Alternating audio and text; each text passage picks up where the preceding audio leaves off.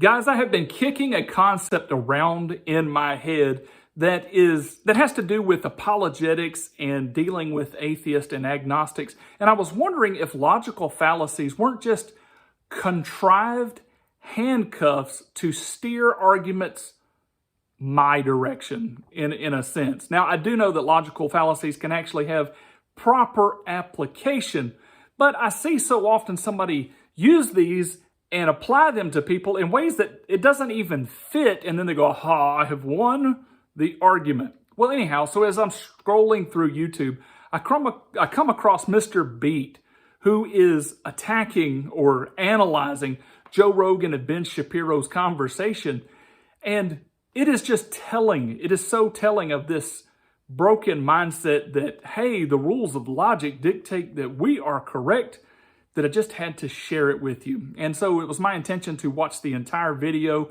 and to actually watch how the logical fallacies applied to their conversation, because, I tend to believe that Joe Rogan and Ben Shapiro have their heads screwed on straight.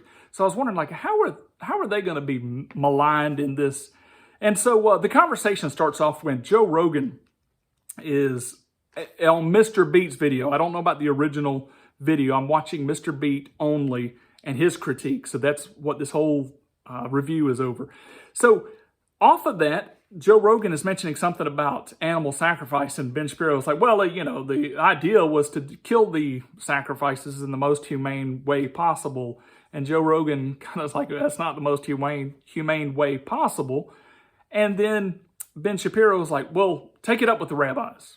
And then all of a sudden, Mr. Beat throws up appeal to authority, appeal to authority, appeal to authority, as if it was an appeal to authority. First of all, it's not an appeal to an authority if you are in the middle of a conversation with somebody that is on the same side and in the same kind of sharing that you're in.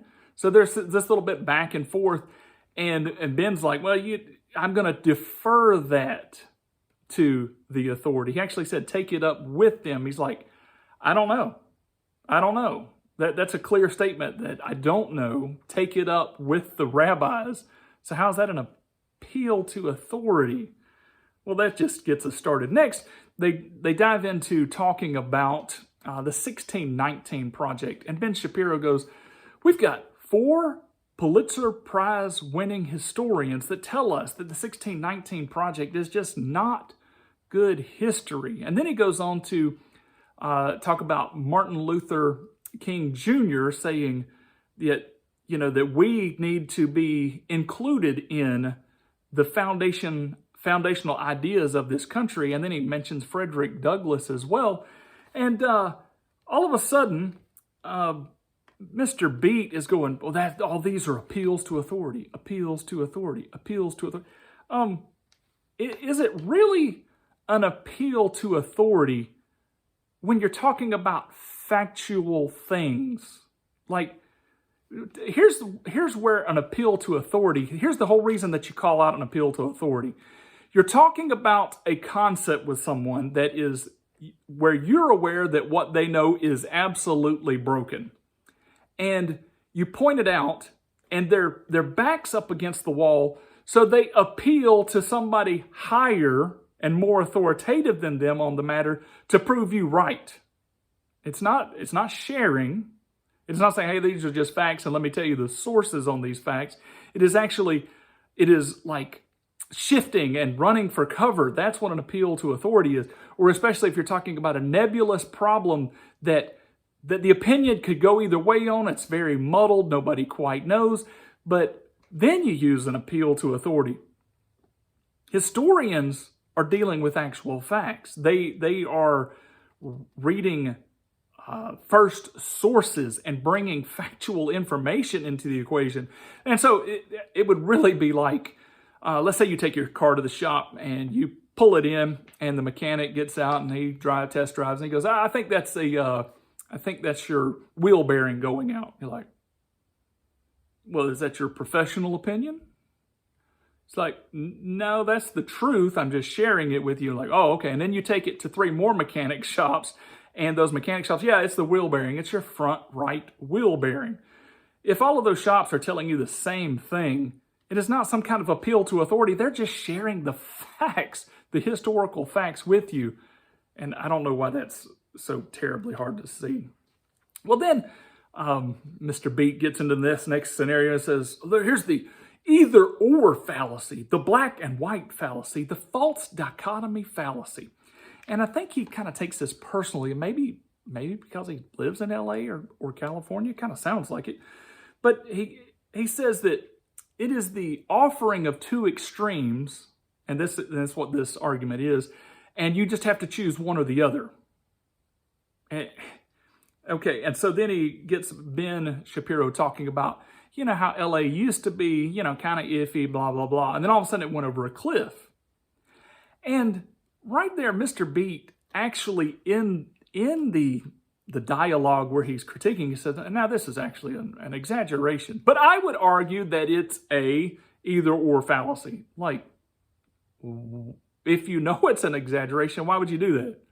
Well, you just want to make people look bad, which kind of shows the real intent behind what is going on. It's not an analytical and a proper and a logical attack. He knew it was an exaggeration. And then to make it worse, and I didn't see the original video, I'm just talking about off of Mr. Beat's video and what he shared. And if he wants to be factual, then he should have included this statement. But he says, Ben Shapiro, calls it the worst city ever. That's not what Ben Shapiro said on the video Mr. Beat presented. He says it went off a cliff. That doesn't mean it was the worst city ever. There could be much worse scenarios. But he said, this is an exaggeration. So why then is Mr. Beat, who claims it was an exaggeration, exaggerating to make a point? Kind of see how this works. It goes on a little farther into this. And they're talking further about how bad the city of LA has gotten or whatnot. And at one point, Ben Shapiro says, how much of that is historical redlining, or how much of that is an 18-year-old picking up a gun and shooting somebody? Now, if I didn't get that paraphrase exactly right, forgive me, but that's really close to what was stated. And so Mr. Beat's like, this is an example of the either-or fallacy. And it was actually while Ben Shapiro was talking, and he just picks out that snippet. Here's another chance of that either-or fallacy. Gotcha. Well, an either-or fallacy is the statement of two extremes and no middle ground. But if you look up what historical redlining is, actually redlining is where you are, let's say you're a banker, and you are not going to give people loans in a certain area because they live in a certain area. You're not basing it off them personally, but you're basing it off the area. That's kind of like a group condemnation sort of thing. And that's a perception issue. Or is it an 18-year-old actually picking up a gun and shooting things? He is giving a statement of degree, not either or. And it baffles my mind how Mr. Beat can't see that. Like, if you're stating degrees, it's degrees on a scale. And Ben Shapiro is talking about we are talking about a perception issue here. Is like, is it redlining, or is it based in reality? How much of it is this and how much of that? And then even to call it an either-or fallacy, how can you call something a fallacy when he's asking a question? Ben was asking a question. He said, how much is this? How much is that? How is it a fallacy? Are questions fallacies? And to understand this a little further, this is a contrast not between two extremes, but outside perception being redlining, and inside perception of somebody shooting somebody. This outside mega look, micro look. Those things are extreme on a scale, but they are not mutually exclusive. Also, it's perception, redlining, versus shooting, actuality, and further, redlining plural as a mindset of those outside on a community versus an individual picking up a gun and shooting. So does it fit the either or fallacy category when it's a degree and it's outside versus inside, perception versus actuality, plurality versus singularity? I just don't see how that quite fits. You've got to understand that Mr. Beat here is kind of getting caught up with the numbers of the thing, and he's talking about the two extremes. It's like all or nothing, and he says there's actually this huge middle ground. But that's not actually what Joe Rogan and Ben Shapiro are dealing with. What they're actually dealing with is, how does one feel about the city? And I guarantee you there's no middle ground with that. That's why that might be the reason that Mr. Beat misunderstands it as an either-or fallacy, but it's not an either-or fallacy. You either feel safe in the city you're in, or you do not. Or maybe you don't think about it. But they are talking about, we used to feel safe and we do not feel safe. And they're also talking about a public mindset of such. Well, then this really gets really interesting. So Mr. Beat is critiquing and analyzing and probing and etc. And then he makes this statement because, wow. So he just says, no doubt homelessness is a big problem in LA right now. What do you mean by big problem? Like, he's critiquing all these guys, and then he inserts this piece of factual whatever that he wants us to chew on. He's like, oh, no doubt homelessness is a big problem. How do you qualify that? How do you prove that? How do you mean homelessness is a big problem? Just to kind of really nail this thing down. Do you mean that there are more people living in tents than living in houses or apartments? I'm sure that's not what you mean. So that kind of makes homelessness look like a small problem. Or do you mean there's more people that are unemployed than are employed in LA? No. So how are you qualifying that it's a big problem? The same exact way that Ben Shapiro and Joe Rogan are doing it. You were like, homelessness is a big problem because that's how you feel about it. That's how everybody feels about it. The logic there isn't. So he goes on to also throw out this part to whole fallacy, or the composition division fallacy. And he's, kind of getting on to Joe Rogan about talking about people in tents. And he's like, basically, if you see tents here, they're not everywhere. Okay? It doesn't make the whole thing. All of LA is not a tent city. But when you're dealing with issues of perception, if you drive down this street and there's 100, and you drive down a street 3 or 4 streets over that has another 100 tents, and you go to another street that has 100 tents, and I'm understating the case, any human's mind is going to start working like saying, this place is overrun. And it's kind of like poison in a glass. Once the concept is inserted and you begin to see it all over, you are going to feel like it's everywhere, and it's going to go back to you not feeling safe. It's not a part to whole composition fallacy. It's more like it's been infected by this. And so what do you actually feel about the homeless people everywhere? And I know he's going to try to critique that about, it's not what we feel, it's about the truth. But the truth is we have feelings, and those are based off of perceptions. And if you see a lot of tents around, you're going to think this is happening everywhere. And normal human beings would think that way. That's actually why you said there's a big homeless problem. Then he gets into the anecdotal fallacy, which is basically because you have a personal experience in something or an isolated example of something is not a credible excuse for a valid argument. Now, taking logical fallacies and trying to handcuff people with them is so naive. It is really stupid, especially if they are just sharing the truth. So, for instance, Joe Rogan tells of a factual event where he took his kids and they went to go get ice cream. And when they go to get ice cream, there was homeless people everywhere and they didn't feel safe. And he didn't feel safe with his kids there, for his kids being there. And then he gets on the set of a movie and they see people smoking crack, homeless people smoking crack out in the open. And so what Mr. Beat is saying, that doesn't prove anything. You know, it's the anecdotal fallacy. You're using whatever. When are we actually going to call it sampling? If you're presenting truth and you're presenting examples of the truth, you're trying to give somebody a taste of the reality. You can call it whatever you want, but if it's taste of the truth, then it is truth. Then Mr. Beat gets on to Rogan for saying he offers up a loaded question. He offers a loaded question. No, he doesn't offer a loaded question.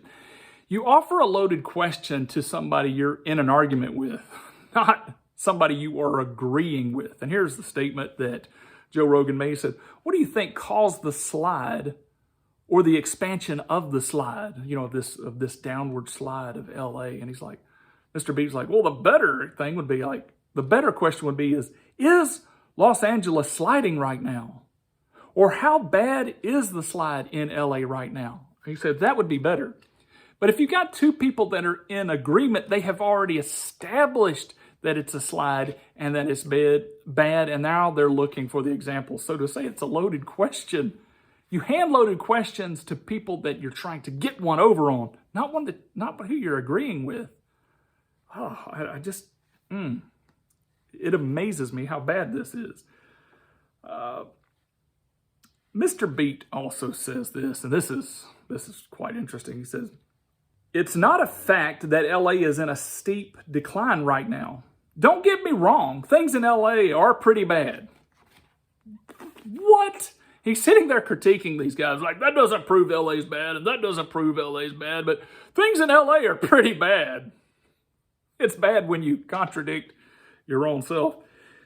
In LA, over the past year or two, let me give you the context again. Don't get me wrong, things in LA are pretty bad in LA over the past year or two, as they are in many cities. But if you look at LA historically, this is not as dramatic as Rogan and Shapiro make it out to be. So, if you put it in a historical context of the last 200 years, it's really not as bad as maybe the crime-fighting, gunslinging days, the old gold rush time when everybody was getting killed in the streets. It's not that bad. I don't know exactly what he's referring to. But it's funny, he uses an appeal to numbers, and I don't even technically know what that's called. Sorry that I'm ignorant on that. But he's like, things in LA are pretty bad, last 2 years or so, but they are in many American cities. You see that generalization and that de-escalation of things in LA because they're saying it's all over and it's standardized. And if he was critiquing himself, he wouldn't even let himself off the hook with that. But the question also is, you'll see here that people that are trying to trip you up and get you logically and take you down, they take things that you framed one way and they reframe them so they are correct. I call it reframing. But Joe Rogan and Ben Shapiro are talking about how LA appears and is during their lifetime experience. They're not comparing it to all of history. That's dumb. They're in a casual conversation with each other about how things were good when they were younger and they're terrible now. That's the truth. It's a lot worse now than it's ever been during their lifetime. Then he gets on to them like, here's the Texas sharpshooter fallacy. And that shows such disdain. Like that right there is very interesting what liberals think of conservatives in general. They want to kind of call out the whole masculinity thing of sharpshooting and putting one hole in an argument. And it's also called cherry picking. This should get your attention of how screwed up the liberal mindset is, sometimes the atheistic or agnostic or the skeptical mindset, and how broken that they just can't even think correctly. But he says, Shapiro gives this example. He goes, there was a ruling, here in LA where you could actually live in your car. He's giving the backdrop of why the decline probably started. He said there was this ruling that said you could live in your car, and now you can live in your car and leave your stuff laying around the car, and nobody can say anything. And then that migrated. There was this equity movement. It's like, oh, well, this doesn't just doesn't have to happen just in business sectors. This can happen in private and suburban neighborhoods and nice neighborhoods, etc. And so Joe Rogan has pointed out the source, or one of the sources of why things are happening. Not like with a river, you can find the source if you follow it. That's kind of what Ben Shapiro does, is he follows the source of things, because there is a cause and effect domino chain that is actual. It's real. We believe in these things. We follow these things. That's how we figure things out. And so he said it got worse after this. So anyway, Ben Shapiro pointed out an actual court ruling, and this was, oh, Texas sharpshooting. You know, that's what's happened. And then Mr. B goes, homelessness is a complex issue with lots of different causes. Look at that appeal to numbers again. Like, well, homelessness doesn't happen because of one cause. It's complex. And so he tries to minimize by maximizing the reasons. There's lots of reasons. And also in doing that, he is trying to point out that there can't just be one cause that could possibly cause a terrible increase in homelessness.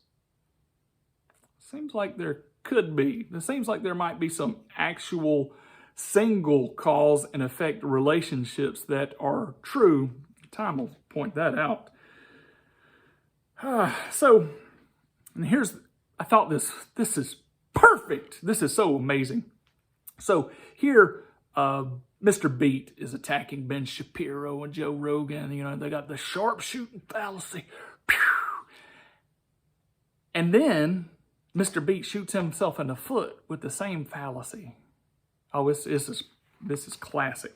So Ben Shapiro begins to share, and these are just clips and snippets that Mr. Beat said, but Ben Shapiro said, the longer you live with your partner before you marry them, the higher the rate of divorce. And then Mr. B's like, well, that's not true. That's not true. He said, after a quick Google search, I found this article that proves that just isn't so. We just don't know. Ben Shapiro acts like he knows what we just don't know. It is so amazing. Cherry picking, sharpshooting. What is he pointing at? I got on Google, and with the first article that pops up, I proved Ben Shapiro wrong. Look how awesome I am. I used one piece of evidence. I cherry-picked one piece of evidence and proved him wrong. What's really super interesting is what's in this article. So it's in the Atlantic, and the title of it is, So is Living Together Before Marriage Linked to Divorce or What? That's the title of it.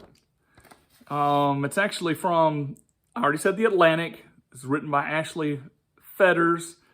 And there's a part in there that comes from the Council on Contemporary Families from the University of Texas in Austin. You'll see why I shared that here in a second. But it says, the Atlantic article says that the data from 1950 to 1970 proved that those who were willing to transgress strong social norms to cohabitate were also more likely to transgress similar social norms about divorce. What was that about? Cherry picking data? Who goes back and just takes 20 random years of marriage data, 1950 to 1970? If you do this, it proves somebody wrong.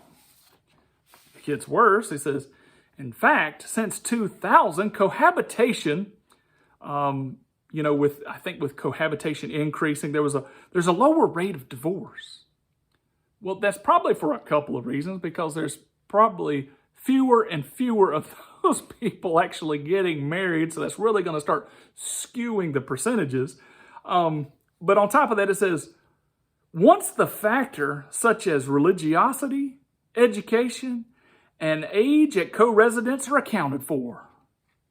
So basically, when we take our segment now just from 2000 forward, and we take out religion, and we take out education, the age of cohabitation, etc., Now we can get some figures to live by. Well, what's crazy about that, all of these results, and let me say one more thing, and there's always two sides of the coin. People can say, hey, living together before you're married causes breakups. The other side, no, it doesn't.